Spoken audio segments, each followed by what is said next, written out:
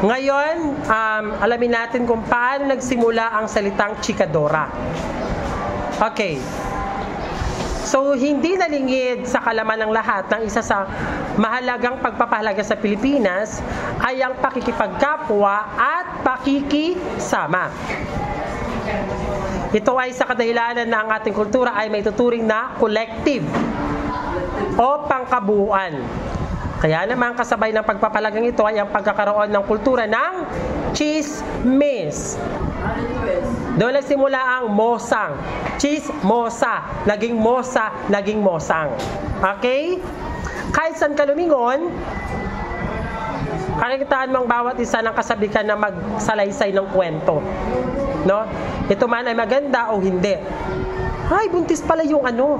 Talaga ba? Di ba yan yung ano? Na pangasawa ng ganito, ganyan? Okay? Minsan pa nga ay nakasisira ng pagkatao ng isang tao.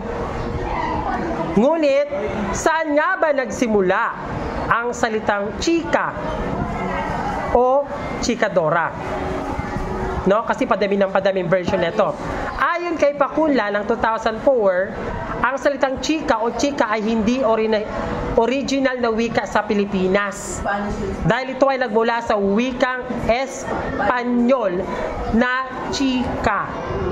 C-H-I-C-A. Nang ibig sabihin ay maliit. Chika. Chika girl. Maliit na babae. Madalas itong ginagamit upang bigyan ng panuring ang mga bagay na maliliit. Okay, halimbawa, casa chika. Casa, bahay. Chika, maliit. So, casa chika, maliit na bahay. Cara chika, alin cara?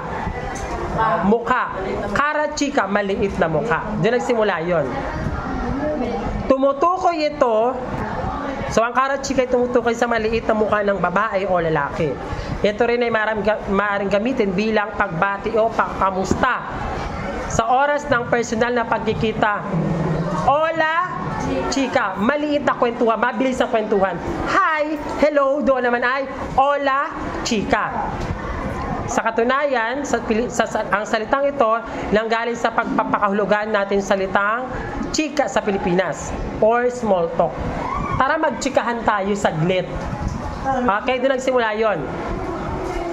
At dahil hindi sa iba sa mga Pinoy ang mapagpalawak ng pagpapakahulugan, nagkaroon na ito ng iba't ibang pagpapakahulugan. Iba-iba ng version.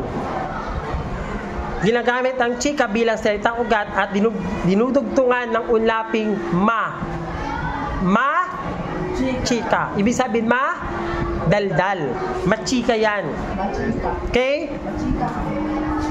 Ngunit, dahil sa mabilis na pag-ulad ng ating wika, hindi lamang nanatili ito bilang chika o machika. Ito ay nagkaroon ng katawagan kagaya ng chicken, chikadi, diba? Ano pa? At hindi sinunod lamang sa mga feminista na mga taga-Europa at Estados Unidos. Pinahalagahan ang ugaling chika o chikadi, ang pakikisama at maayos na interpersonal na ugnayan. Samantala, nagkaroon naman ito ng negatibong kahulugan nang madagdagan ito ng salitang dora. Dora. Kaya't naging chikadora nang ibig sabihin ay chismosa. Okay?